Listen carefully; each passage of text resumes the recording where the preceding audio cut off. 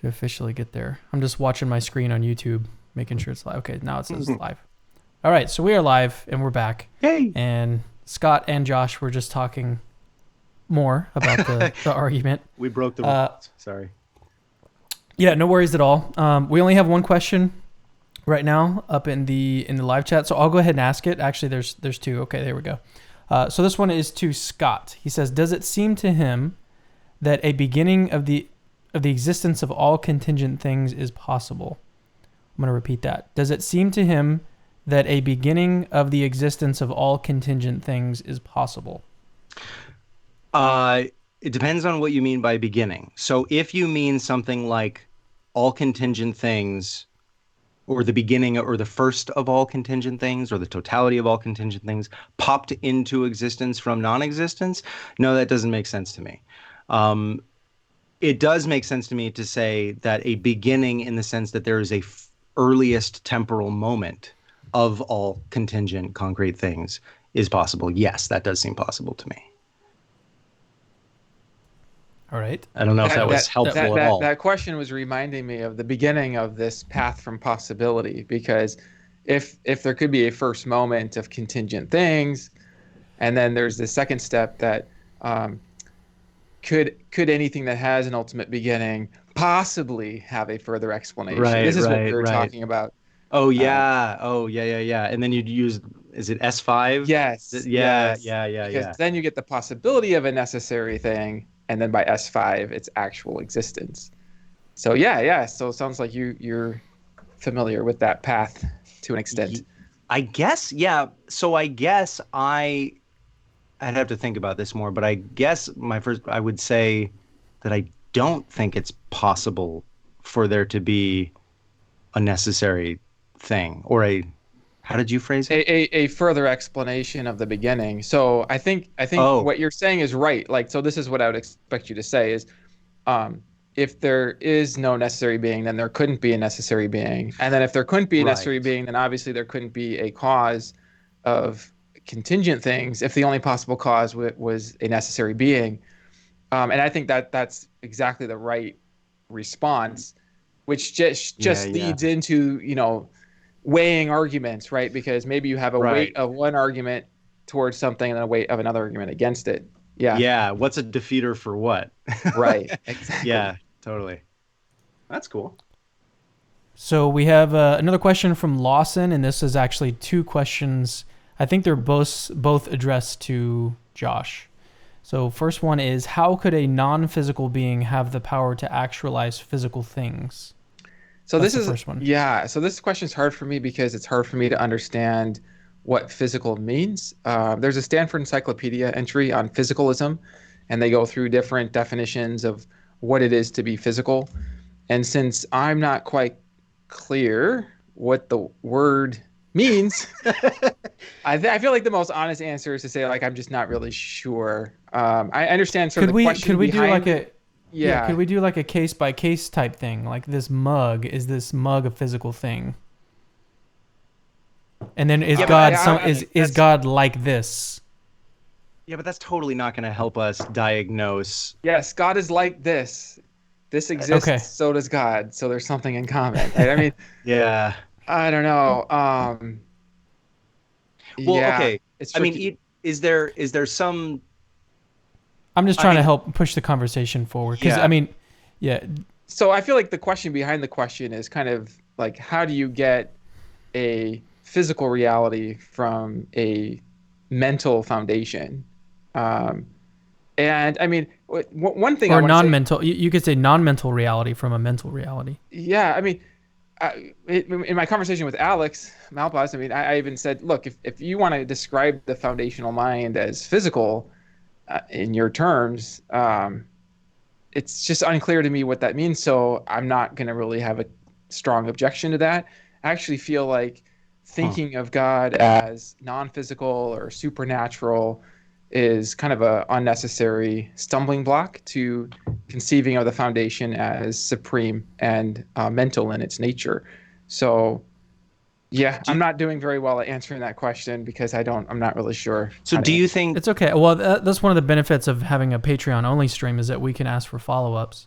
So Yeah. Lawson, if you have clarification on what you mean by non-physical or physical, then that would be really helpful. Hey Josh, do you think that a supreme being, the kind that would have to be the foundation Mhm. of reality would have to be, could be made up of atoms? I don't think so. That's a good question. That does push us forward, right? Because maybe a physical reality is what's made of atoms. I mean, Right. but like, what's an atom, right? I know. Yeah, we don't I even mean, really know, do atoms bottom out? Well, let's say quarks and then superstrings, and maybe superstrings are just like perturbations in an energy field, and then maybe that's yeah. I don't know. I lose my grip here. Yeah. But I guess you the could, reason why yeah. I said no is because would tend to think that atoms are contingent Right. things. That for any atom, the atom could be replaced or annihilated. Right. Um, but the foundation's not. So yeah. Yeah, that's tough. That's tough. All right, here's the second part of the question. Do laws of morality and logic exist independent of the foundation? This is again to Josh. Yeah, no, I don't think they exist independently of the foundation. I would make a distinction between maybe contingent moral principles and necessary ones. So maybe a contingent principle would be, I don't know, let's say that as a parent, I tell my kids, like, don't have more than 5 bowls of ice cream per day. Maybe I limit it down to 1 bowl, right? Um, and then under that condition, maybe it would be sort of wrong for my kid to go and sneak some ice cream or something. But it's not like a necessary principle of morality that it's wrong to have more than 1 bowl of ice cream per day. Hmm. But if we're talking about the necessary principles of morality, I would think that they fit very well in this automatically actual foundation, and they don't exist independently of it. They exist, in fact, they comprise its nature. The nature is supreme because it's comprised of these sort of supreme pillars of logic and living of ethics. So, yeah. That's it. So it's that's interesting. I'd love to follow up on that if that's okay. Yeah, go for it. So what you just said was that the being is supreme because it has these uh God, how did you word that? Yeah, so I know, yeah, so that because relation is tricky because is it an epistemic because? Is it an Right. ontological because? I Yeah. think it's helpful to think in terms of prediction. So if there's a supreme foundation, that's going to predict supreme principles of reason, supreme principles of right and wrong, and so I'm sort of happy to think of these as ontologically at the base of God, if that makes sense. Mm. Because some people say, oh, morality has to be grounded in God. But it's like, but hang on, like, what does God have to do with the rightness of being kind? Like, being kind Right. is just right. Like, no matter whether there's a God or not. I sort of that kind of appeals to me. And so the way that fits in my thinking is that these things are sort of part of the base of a supreme nature. So maybe what I want to say here is that if there is a supreme being, then that's going to successfully predict the supreme principles, and that matches with reality. Yeah, but So I real would quick, worry. Oh, go ahead. well, we just got a comment from Lawson. He clarified. He said, "I don't know what physical means either." Haha. I guess I guess I'm wondering how something that seems like an abstract mind could make something that is not abstract, or But maybe what's it's not an abstract? abstract Okay, mind. now he's got to define abstract. So keep him Get back working. to us, Lawson. You have homework. Um, yeah, I would worry that someone would interpret your answer, Josh, just now. I mean, when you were like, "Well, Yeah, what does the supreme being have to do with kindness necessarily?" yeah, That's not how you phrased it. But yeah, yeah. they would take that to mean that God is, or this being is separable from, like, if you remove, if this being Conceptually didn't separable. exist.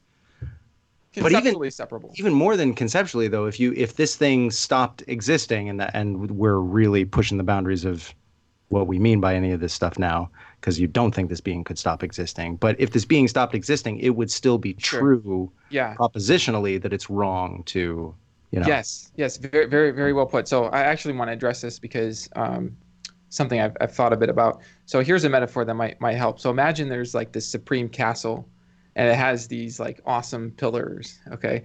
Now, these pillars represent, let's say, pillars of reason, logic, let's just say, necessary principles of logic, these rules of reason. Now, on one level, I want to say, like, if that castle weren't there, those pillars would still be there.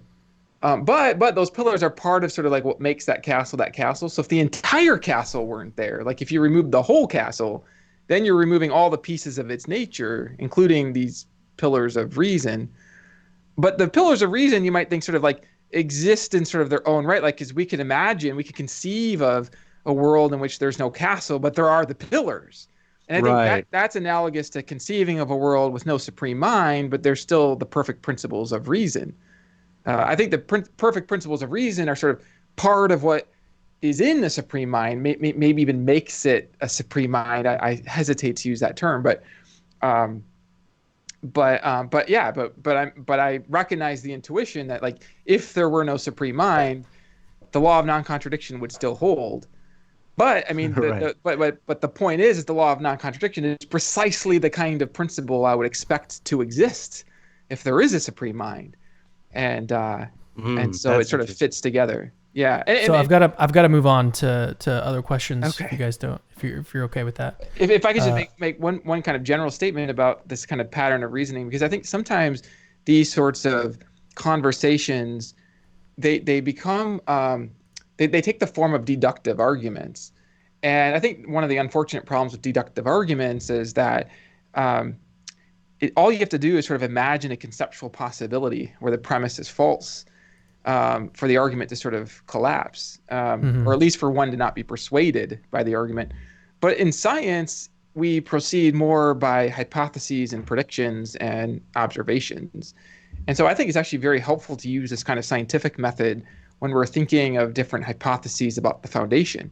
So if the foundation is supreme, that makes predictions, and then we can look and observe, do those predictions match reality? And I think that's a way of, I think we can really make progress using that method. I think the deductive arguments are also valuable, but it's not the only tool. So. Yeah, I like that. So we have another question for Josh from Samuel Park. How would a supreme foundation be able to create contingent reality if that foundation was prior to time? Time? Well, at first I was going to say it could create contingent reality by choosing to. But then I got stuck on time because there's different theories of time, right? So there's a kind of dynamic theory of time, there's a static theory of time, and on some theories of time, maybe the foundation isn't prior to time. Oh, sorry, he followed it up. Wouldn't it need time to be able to create? Yeah, okay, so I want to answer it this way. Either it would or it wouldn't, okay? This is sort of a safe answer, okay? If it would need time to create, then time invades its nature from the beginning. Time is part of its reality. This is just going to depend on your theory of time. And I want to say this because, and obviously if it didn't need time, then there's no problem. But I think sometimes there are these unnecessary stumbling blocks to a supreme foundation, and theories of time are certainly unnecessary stumbling blocks. I mean, unless you have some independent argument for a certain theory of time and a theory that if God exists, he wouldn't be in time, then I'd have to see that argument. What do you make of the objection, I guess, that minds are temporal, essentially, because there's sequence, there's thought, and our only acquaintance with thought of any kind is sequential. Yeah. So I mean, I think it's helpful to realize, philosophers, Christian philosophers, theist philosophers in general divide on God's relationship to time, right? So Richard Swinburne thinks of God as in time, everlasting, but other philosophers think of God as outside of time, and then there's this kind of hybrid view where God is timeless without creation, but then with creation, God is in time, right? And so I kind of leave that open. I mean, it really depends on your theory of time. So if having a sequence of thoughts, if having a mind entails a kind of temporal order, then looks like a mind that's foundational would be in time. Right, yeah. Yeah. All right, so here's another question from Randy Strong. Doesn't God have to be a simple being? I guess this is another one for Josh. No, I'm pretty sure that's for me. Clearly, it's for me. So Clearly let for me tell you, Scott. Randy. So what do you think, Scott? See, I'm turning to you. Oh my God, yeah, like I'm the guy. Yeah, well, I know divine simplicity is like a thing. Like that's an actual subject that is hotly debated even among theists. So, yeah, I'm just not familiar with that debate. Simplicity to me seems like such an elastic concept that you could take two seemingly opposite claims, and you could argue that they're both simple for different reasons. So I have no dog in that fight. I think it's helpful to distinguish between, I actually would want to kind of echo that yes, there are different theories of simplicity, and that's part of what kind of makes this difficult. But I'll just tell you my own current view. My view's kind of been in flux on this. So first, I would make a distinction between the simplicity of the hypothesis. So I think the hypothesis that there's a supreme foundation is itself actually enormously simple. It cuts off these sort of arbitrary ad hoc complexities, and I think that actually counts towards the intrinsic probability of the hypothesis. But then we can distinguish the simplicity of the hypothesis from the simplicity of the being that the hypothesis is about, right? So if the foundational mind, let's say, includes a sort of abstract logical landscape, maybe that logical landscape would be enormously complex, maybe infinitely complex. On the other hand, and this is where my most recent thinking is, okay, and since it's my most recent thinking, I'm sort of the most tentative in this thinking, but even the logical landscape seems to kind of have a structure to it. So it seems like some principles are like prior to others, some are kind of more basic than others. And I've wondered if, well, maybe the most basic reality just is like completely partless, or maybe it's completely partless in even its abstract elements, and then from that one partless something or principle, everything else flows. I don't know if that is possible, if that makes sense, but I do like to have my explanations as simple as conceivable. So I sort of have hope that we can sort of simplify the root of reality. I mean, whether God exists or not, I mean, I would just hope that reality is fundamentally as simple as possible and as simple as conceivable, because that seems like the most intrinsically probable account of all complexity, it seems to me. So that's kind of my recent thinking on that. But where I feel a little more certain is that at least theism is a relatively simple hypothesis of the foundation. It doesn't posit these sort of arbitrary complexities at the foundation. So here is another one from Esteban and Maverick. Wade, I'm skipping yours because I already asked one of your questions earlier on. So I'm trying to get to other people before we swing back around. He has a bunch of technical questions he wants to ask Scott. So maybe we'll get to those. But so this one is from Esteban. Question for Josh: could a necessary proposition explain a contingent proposition? Peter Van den Wagen claims this could not be so in his reductio argument against the PSR. Sure. So Peter Van den Wagen is working with a definition of explanation that is an entailing explanation. And so on that definition, no, it couldn't be done. But I think there's a kind of broader notion of explanation that is familiar in ordinary decision making. So like if I grab a cup of water and my wife says, "Why did you grab that cup of water?" And I say, "Well, it's because I was thirsty."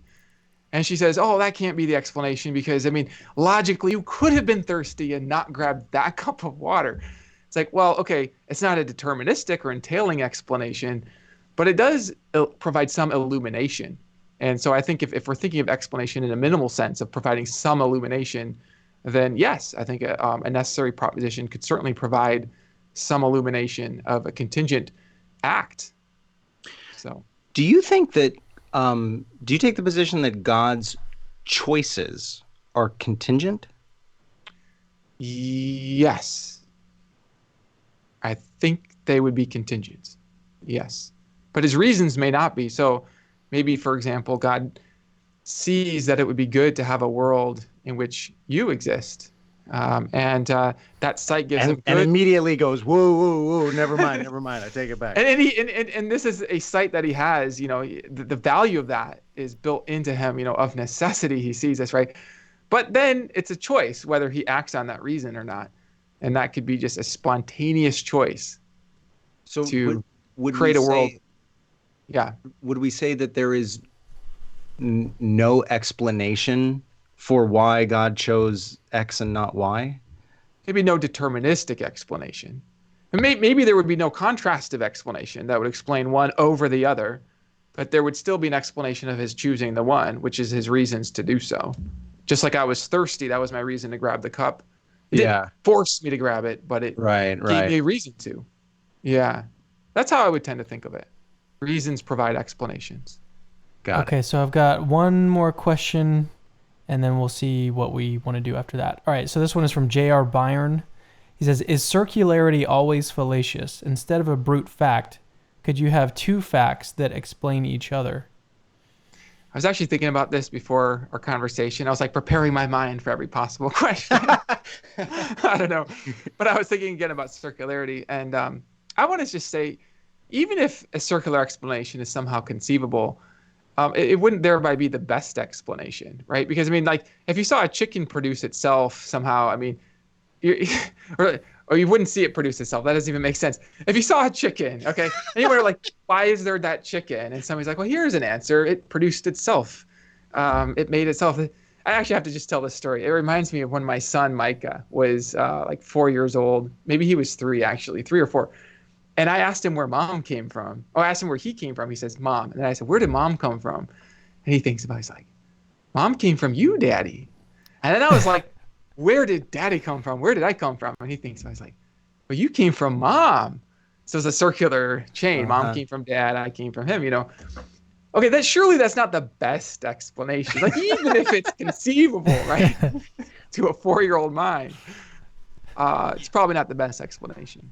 Yeah, I certainly wouldn't be satisfied with a naturalist saying, yeah, the universe created the universe created itself, or the universe explains itself. I don't find that compelling.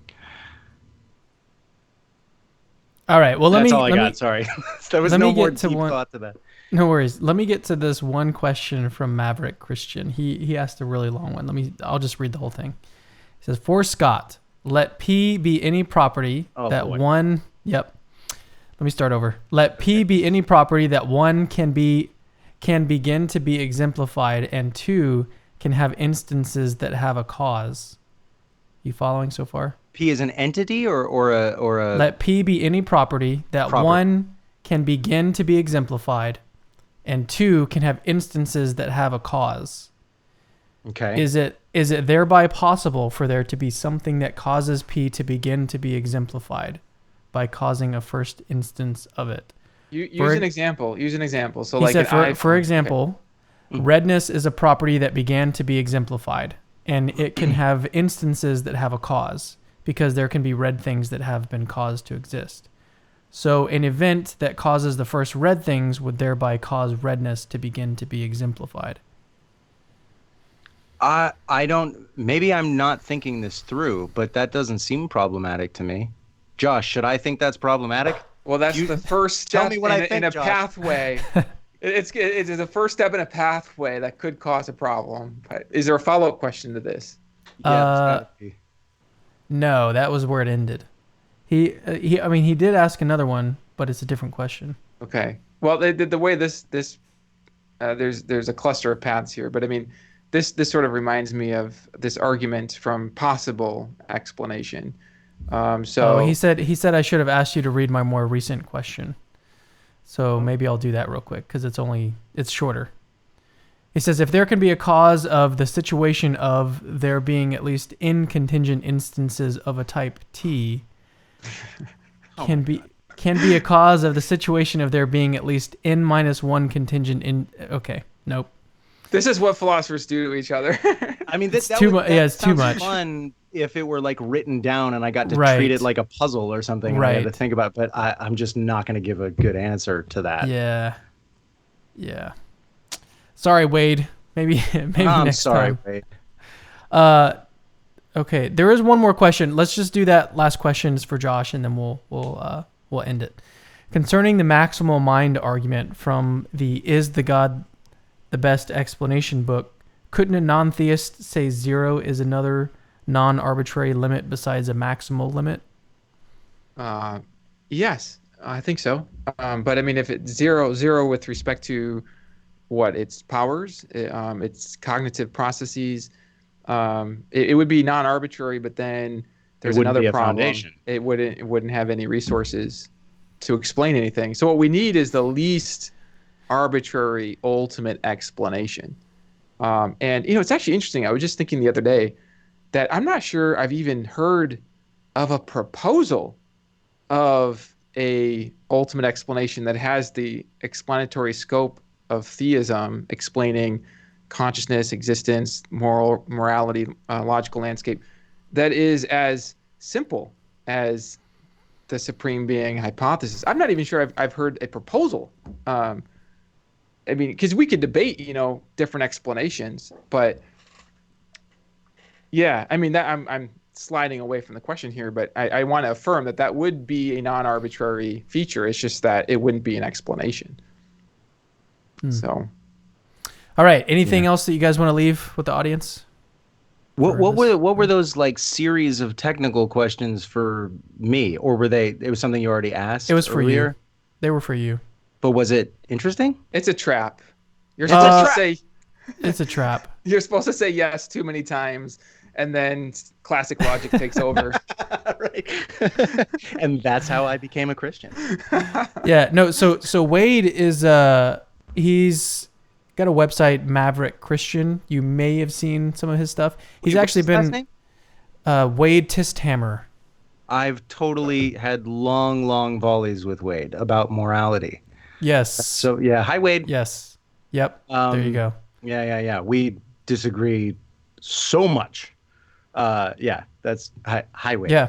Well, he had a really good conversation on our channel with Jeffrey J. Lauder Oh. on the moral argument. I think that's it was him. I think it was them too. Pretty sure. And it was really, yeah, it was him. It was really interesting because I'm pretty skeptical of the moral argument myself, and he produced an argument that was based on like Bayesian confirmation theory, where he basically just gave like a really low prior probability of, if I remember it correctly, he gave an argument that the prior probability of moral realism on naturalism is very low, something along those lines. Anyways, it was really interesting. So go watch that. And if you haven't seen that yourself, anyone watching this, go watch it between Wade and Jeffrey J. Lauder. It was really, really fun conversation. Cool. Were you about to ask anything for?